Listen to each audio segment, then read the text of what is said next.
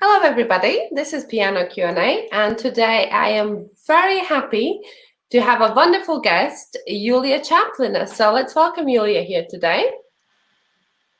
Hello! Hello. How are you today? I'm really well. Thank you so much. Yeah. Well, thank you for coming here. Hello everybody, this is Piano Q&A and today I am... Are you watching it also?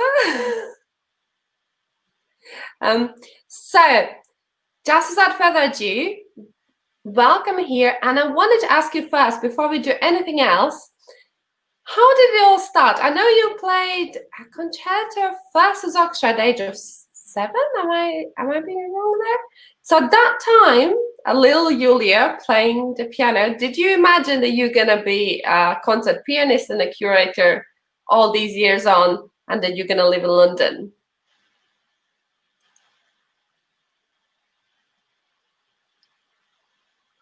Hello.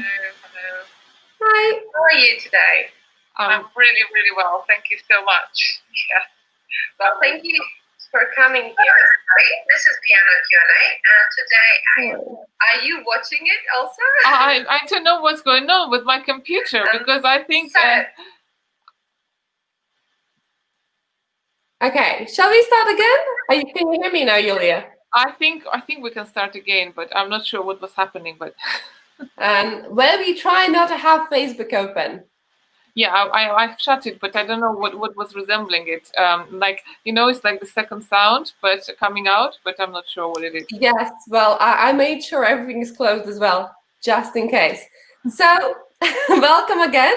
Hello, everybody. These things happen over online interviews, and especially the ones that are live. So, welcome, Yulia, and we are so happy to have you here. So, first question, like for everybody else, let's go back when you were very little. And I think you played the first public concert with an orchestra at the age of 7, is that right? Yeah, that's right. I've basically played a concert at the age of 7, Bach concerto, so it was quite cool actually. So yeah, it was nice. Was quite a privilege to do that. Yeah, totally. And then at the age of 7, did you think, I want to be a pianist, I want to do this for the rest of my life? And could you imagine that you would be here today, that you would be living in London, that this is how your life would turn out? Well, yeah, I guess so. I guess I sort of knew from the very beginning that I would be doing something with music, and it was very strange. But it's sort of I felt, yeah, I know kind of where I want to go. It's quite weird, actually. It is, because it's a very young age. I mean, 7, would you say you knew before? Because to play a concerto at 7, you must have already been playing for a few years. I was actually, well, I was a very kind of quick learner at the time. I wish I would be the same now, because now I'm not as quick, not at all. I really require quite a few sort of months and stuff. But no, it's really nice. And then I wanted to play well, and I thought, oh, I kind of enjoy it, and I wasn't really kind of nervous. Now I'm much more nervous. I think it's the age.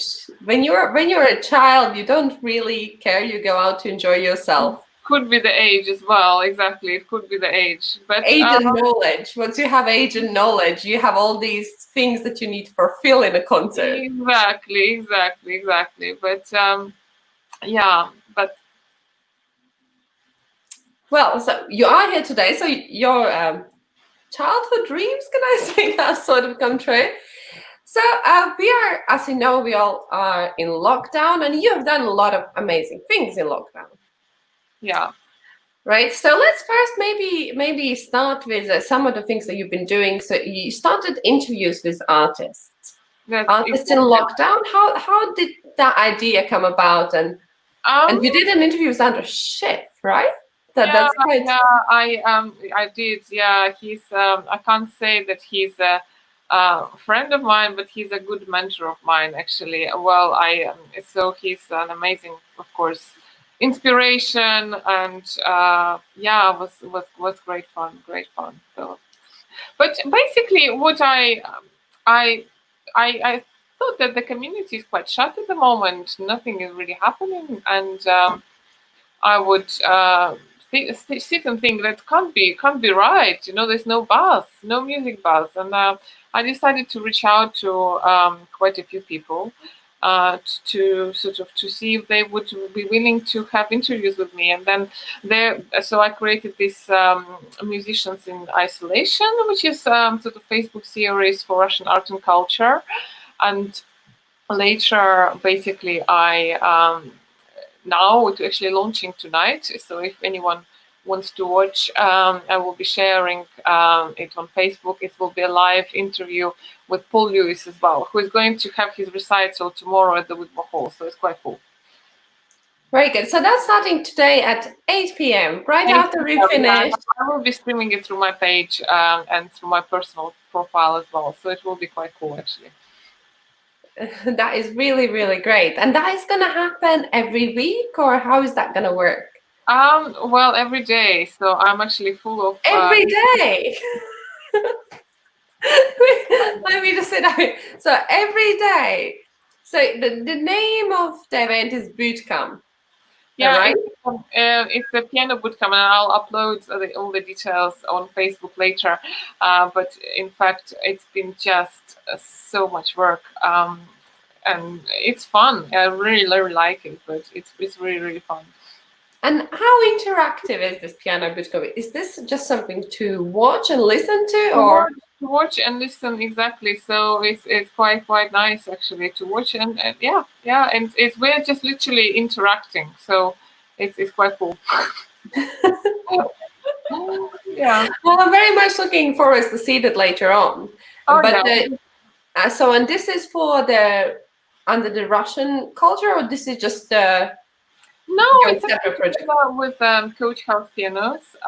They are a great sort of piano shop in Wales, but they've just seen my Musicians in Isolation, and then we had a chat because one of my students is looking for a piano, and I kind of like their pianos. So they said, "Oh, you're quite sort of engaging, and we want to start a series. Would you mind?" And I said, "Well, if you're not afraid of my presentational style, why not? Let's try."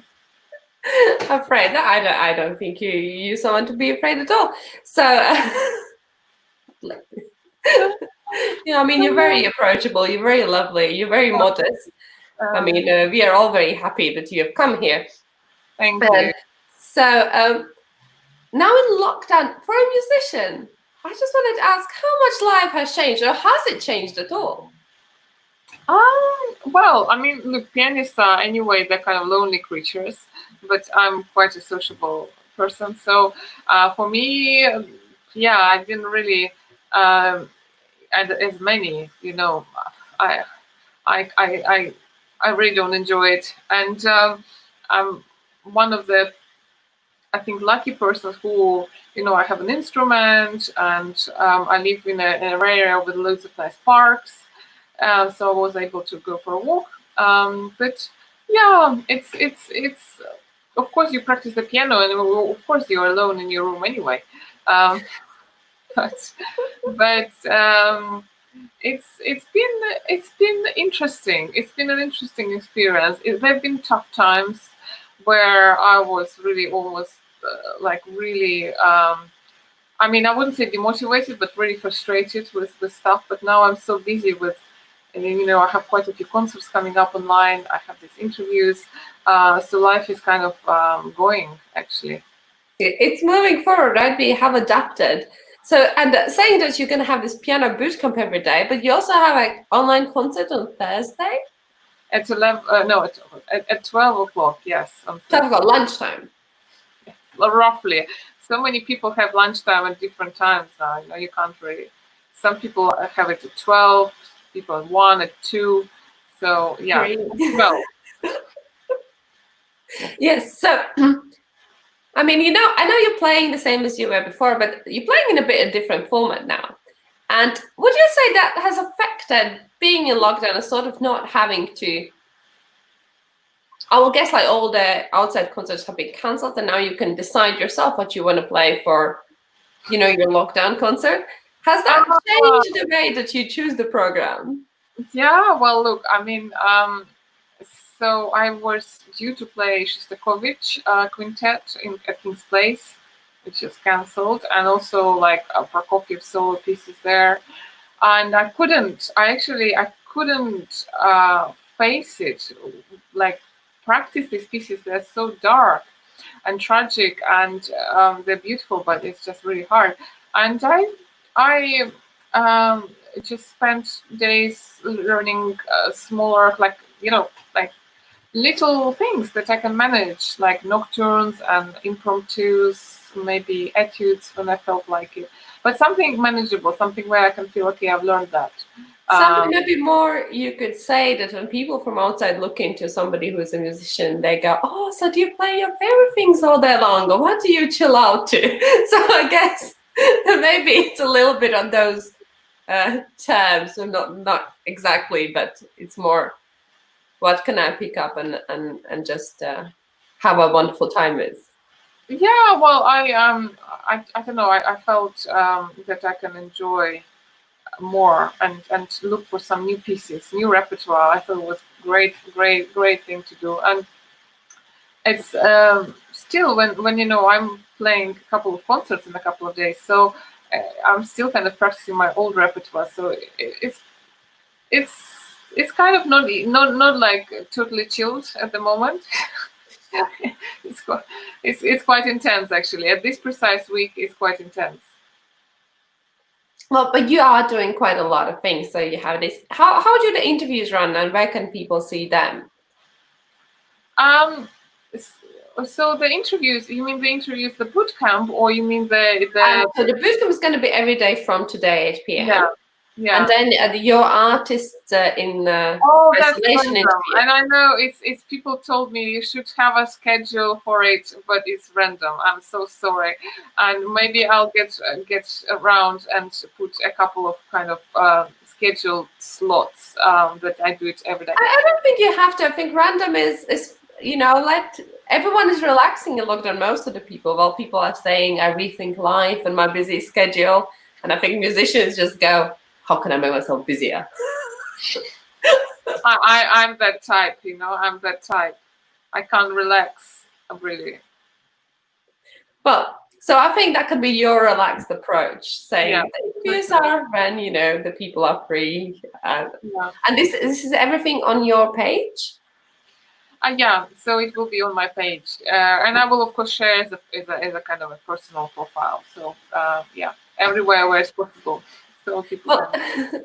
yes, I looked on your website, and you already have a few little videos, and this is called Music for the Mind. Yeah, So exactly. could you expand a little bit more on the music for the mind sort of concept? Yeah, I kind of like it because it creates something where you can just play something uplifting for people, and you don't really need to play big repertoire. You just record small pieces and you play, and it's nice. And just to boost someone's mood, really, So that's lovely. I think if I can cheer someone up, that would be the best, outcome. Really, it would be really the best outcome. Yes, that is wonderful. Great. So now you're going to have the concert and the bootcamp. So how do you feel about the concert? How do you feel about playing basically for yourself or for your video camera rather than playing for a huge audience? Because you do play for large audiences in big concert halls. So now you're going to play basically for yourself. Do you have feelings about that or the concept? Well, it's an interesting one. I think that I'm nervous, but I'm looking forward to it a lot because it's still playing and performing, and I missed it so much. Really, it would be just fantastic to go back to performing. Doesn't matter whether it is for a cameraman and then everyone behind the screens, or is it for like the big concert? Of course, it's different energy, but it's still performing for the public, and I really love it. Well, somebody said to me before, it's kind of a live concert, but at the same time, it's the kind of concert that's a recording or a video, so people can rewind. And I was speaking to a friend, and she said, "Well, I would love to do it, but that idea just a little bit freaks me out, because in a live concert is that kind of tension of what's going to happen in a live concert, and it's the same as when you play live for camera. There's a difference that somebody can sit there and go rewind." Yeah, true. But I actually didn't think about it. It probably will make me even more nervous. Sorry. So no. But look, it's fine. I kind of. I don't think you have anything to be nervous about. You're a fantastic pianist. Would you say that this is something that you would pursue in the future after a lockdown is lifted, or do you see, are you going to miss live audiences? You're going to go right back into the concert halls? I love live audiences, but I don't know. I think interacting online is a completely different format in a way. So that's probably also going to stay, and it's probably we're going to end up doing both, to be honest. Yes. Well, I've seen a few concert halls also have done sort of empty hall performances and some videos around in different places. So I guess if they're set up now, that will be something that possibly is going to be part of instrumental music. You know, who knows? Of course, but I mean, look, this needs to be an addition. So what I think is wrong that the classical music before, they really didn't think about that as much as, let's say, pop and artists think. Yeah. I think only Berliner Philharmonic, they have an app where you can actually go and watch all the concerts. But that's the only one I knew of.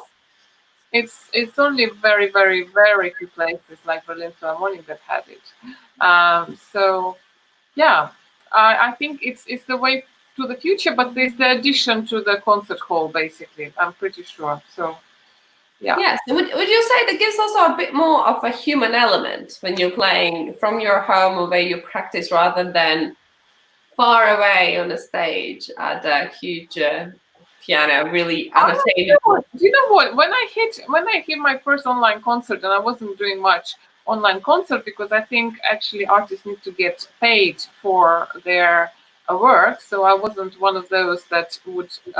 There is now a website you can sell tickets from my concerts. I will I'll message you after this. That's good. But look, I mean, when I did my concert online, when I hit live and there were so many people watching, I freaked out in a way because I didn't expect it.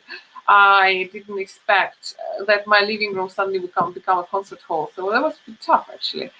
Suddenly, absolutely suddenly, you have kind of people like that. Yeah. So. It's completely different, but we have to adjust. When did you do your first concert? Sorry, Mr. Was it which concert is this now? The one that you're doing on Thursday? It's at Cop Collection. Okay, and that will be number 2, 3, 4. How many have you already done? I'm not. So that will be number 2. Fantastic. And tell us a little bit about the program that you're going to play, because I know you said you chose more lighter, uplifting music or something to bring joy in everybody's home. But maybe you could tell a little bit more and why these pieces, so we can all watch on Thursday. Yeah, that's very kind. No, but actually, I'm going to disappoint you a bit because this concert was agreed in advance. So it was agreed about, I don't know, a year ago or something. And when other kind of concert places, they have cancelled. So the Cop Collection didn't cancel, and they just said, we'll do the live concert streaming. So that's very exciting. And the program has been pre-agreed, but it's still a very lovely program. It's quite cheerful. It's a Russian music program, actually. So I'll play like Tchaikovsky and from the Nutcracker, from the Seasons, Rachmaninoff, Prokofiev, Scriabin. So quite a few things, actually. So that's very nice. That is lovely. And you're quite involved in the Russian culture in London, quite a lot.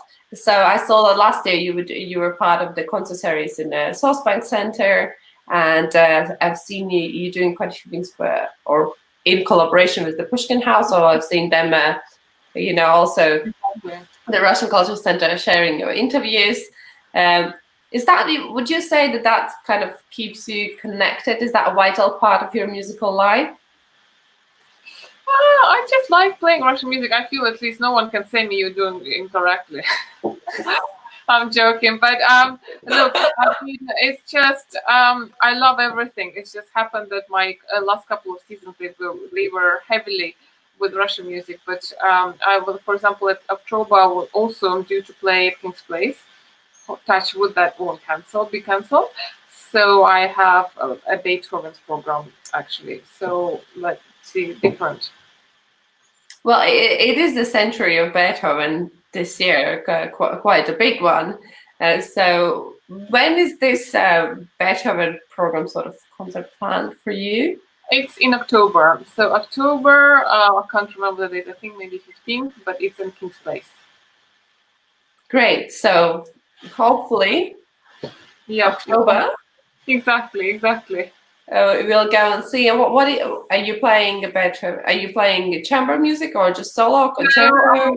It's actually a mix. If it's happening, it's a mix. So I'm playing with Jack Liebeck, who play Chorus Sonata, and then I play the Moonlight Sonata. And we have actually a wonderful person, Julia Samuel.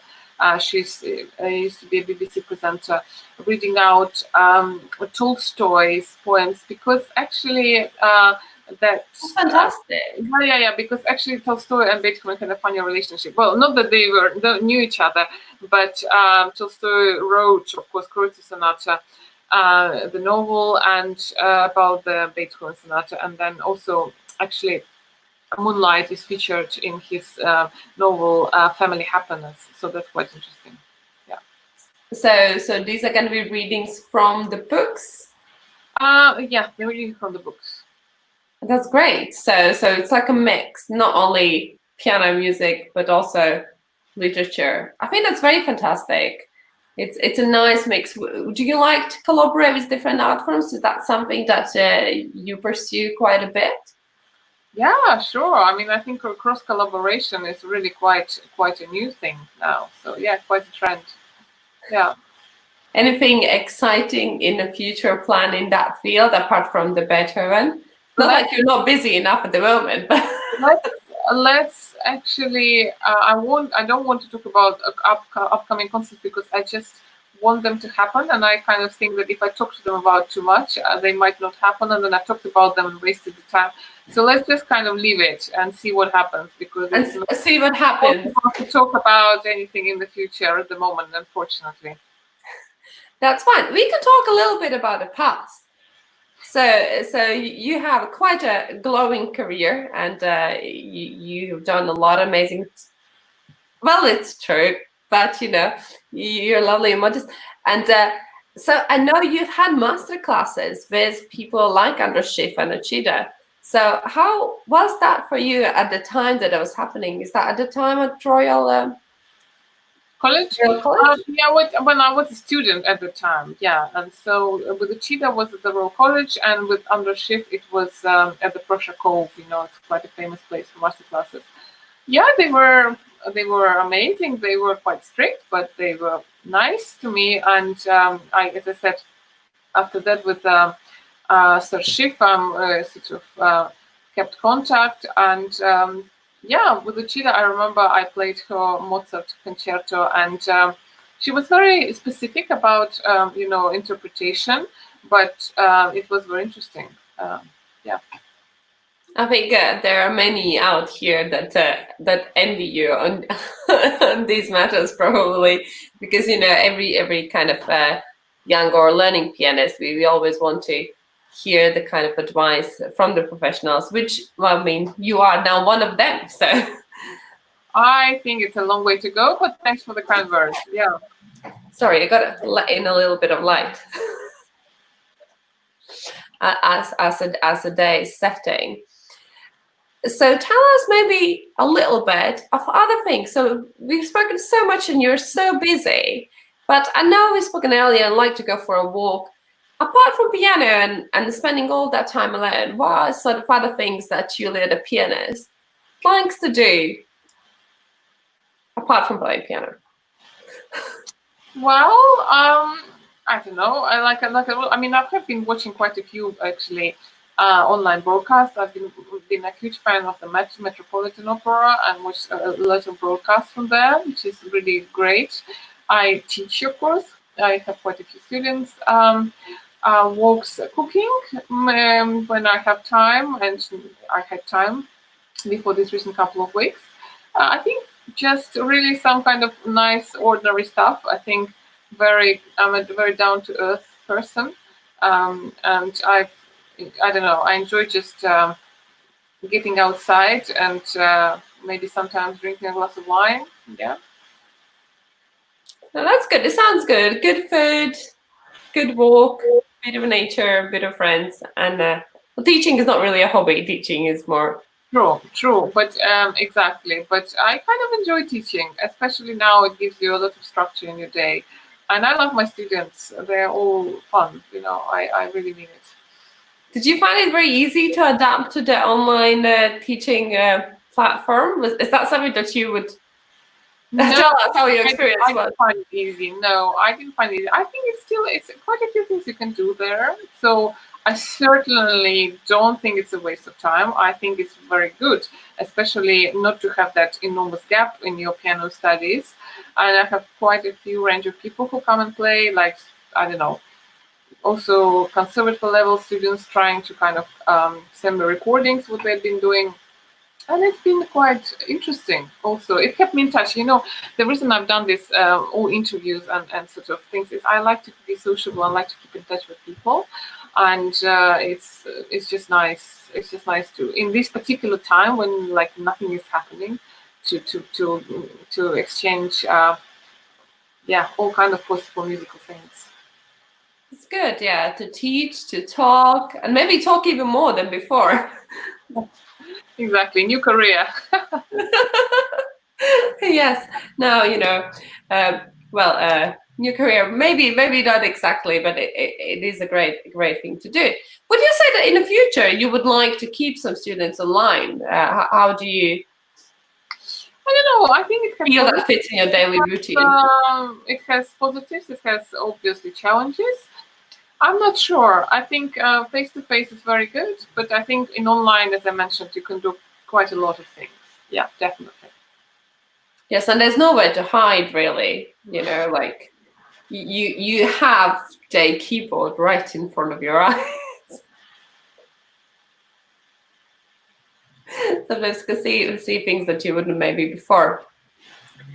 That's really great, and so there's quite a lot of things we get to know about you.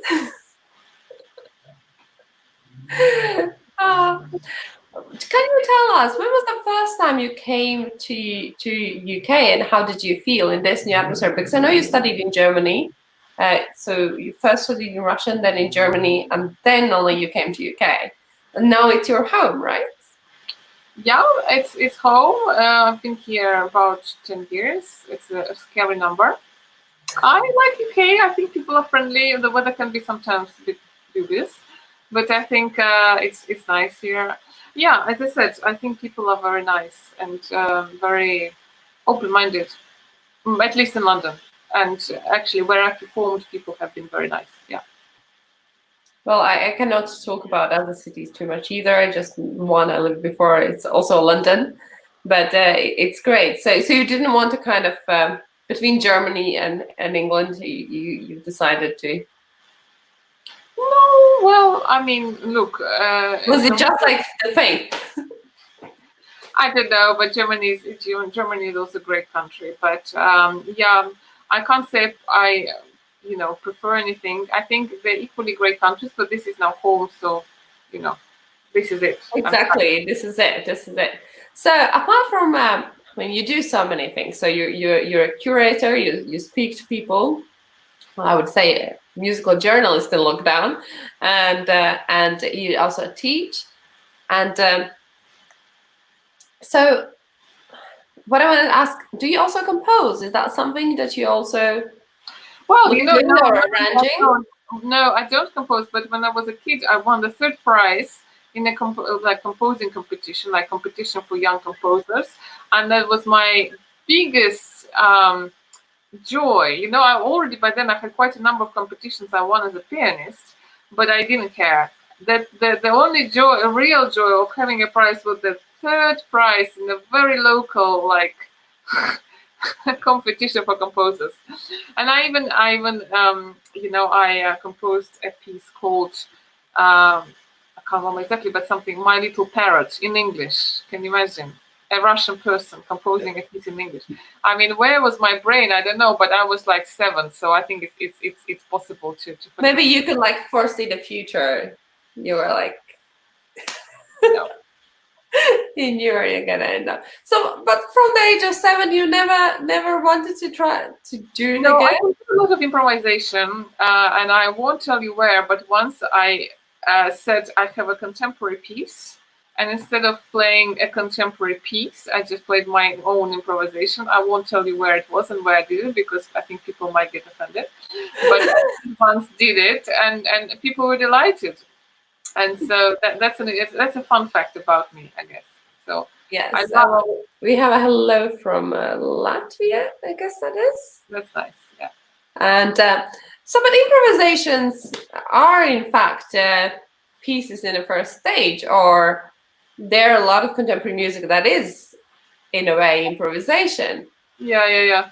So I don't think you really said the wrong thing. It's just how you are a living person, so it was your music, so hence it becomes your composition that you did on the spot / improvisation.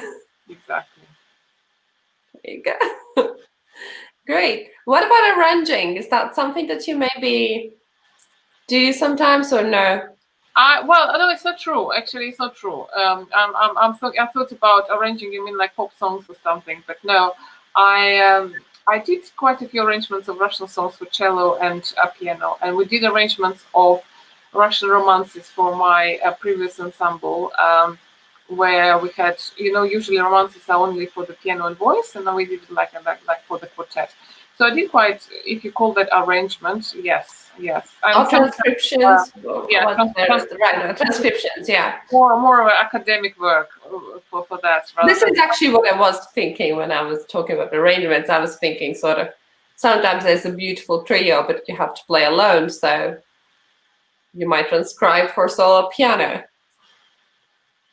That might be something that I don't know. Maybe we could hear more from you. Get Yulia Chaplina. If the lockdown continues and I run out of ideas, who knows what's next? Who knows? I'll call you up and I'll go like, Yulia, let's look at these beautiful Tchaikovsky's. I'm sure somebody's done Tchaikovsky songs, but why don't we do them in trios or just for piano? Because in lockdown there's really no chamber music. Do you miss that? I do miss chamber music, but I don't know. I love chamber music, and I think that's, for me, almost like the best music that's written is chamber music. So you're quite a passionate chamber artist. Well, you did mention that the concert. Playing with people, as I said, I'm a sociable person. Piano is a great instrument, but I like playing with other people too. Yeah, so it's a little bit more, as somebody said before, pianists are very lonely creatures, as you said as well. We just kind of sit in our room and then put our head out. It's like, yeah, I'll meet you soon. And a year later, we walk past and go, soon. But when you have chamber music, then you can actually meet people, exchange ideas. Would you say that when you play in a chamber group, you get inspired maybe a little bit more, or rather than playing on your own?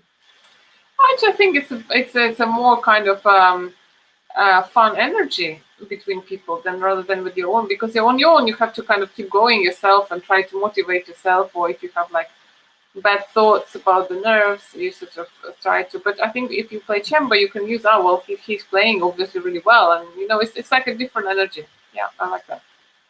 Great. Do you have a standing chamber group, or do you just kind of play on different projects? No. I kind of have a trio in Berlin, but it's very difficult because obviously for obvious reasons. But no, in the UK, I'm just kind of playing with many different people. Great. And lastly, I want to ask about your inspirations. Do you have ones in music? Are there people that have inspired you through your career? And these can be different people. You know what? I was also at some point a student of Rostropovich, which was really amazing. I was really little, but it was unbelievable. Just the whole figure of Rostropovich was like huge, and that's very inspiring. Also because he was primarily like a really big figure politically and musically, like a really human being. And I think we need more people like that who are kind of human beings and try to, with their music, sort of improve the world really. And there are some other, of course, there's so many musicians that I'm really in awe. And I think also if you take, for example, Yo-Yo Ma, I'm very very much inspired by the way he shares his music. He's such an unbelievable communicator, and he's also great because he doesn't make a big fuss out of it. So that's great. He's very very like you, very great and very down to earth. Thank you, but that's a long way. Oh, there's a hello from Germany. Look. That's nice. You might need to go back soon. And I think this is also from Latvia, Yeah. London. So I think it's the kind of thing of favorites. You're not the only person that I've met that couldn't really answer this question. I think there's more great people we meet. As then harder it is to make just one choice. It's a collection of ideas, isn't it? Of course, always. So lastly, maybe a fun question, and here you'll have to make a little choice. And just because, why not? So, in lockdown, this is a lockdown question. In lockdown, if you could spend time with one past, let's say not living, past musician, either an instrumentalist, composer, conductor, anyone really, one musician, you could spend a week in lockdown together. Obviously, 2-meter distancing. Who would you choose? That's a really quite fun question, actually. It is fun, I'm right? going to take it on board for my interviewees. Do you mind if I steal it? No, go ahead. No, but I just think it would be fascinating talking to Liszt, because he has done so unbelievably much for not only composing but in promoting music and teaching and just being all kinds of things. I mean, he started as a womanizer, and he became almost like a priest, So Yeah. it's. But also, I think the womanizing thing is a bit blown out of proportion, just because people really. Maybe, but doesn't matter. But you know what I mean? Like, it would be interesting, I think, for the time being, just talking to him, because he would be able to share so much fun stories from his. So you would choose a later life list, I guess, then. Yeah, maybe. You know what I mean? A man that can tell you all the history already. Yeah, but it's a good question. I really liked it. Thanks. It's a fantastic choice as well, considering there are pianos made for Liszt, and the new pedals invented, and he did tour. He was a touring musician, Exactly. a self-made celebrity. Exactly. So I would think, how did you do it? In the time. So I'm sure we had a lot of fun actually as well. I imagine Liz looking at you, looking at the great piano, and then noticing internet and going, "Are you still asking me questions? Look, you could be anywhere." Yeah. Sorry, that's a little bit of a joke. Well, thank you so much, Yulia. This has been an absolute pleasure. Yeah. Well, who knows? I don't think. Well, maybe you can imagine now in the evening, have a glass of wine, or think about your week in lockdown with Liz. On that, that would be my tonight's sort of thoughts before I go to conversations. Yes. So on that really, really fun note, I'm gonna say thank you so much for coming. It's been a true pleasure. And just to remind everyone very quickly, just at 8 o'clock, so we can finish us, so you get time at 8 o'clock, piano boot camp is gonna start on your page. Yeah. And Thursday at 12 o'clock, you're gonna play live for all of us and also be on your page. Exactly. Thank you very much. It was really fun talking to you. Thanks. You too. Have a wonderful evening, Yulia. Thank you. Bye.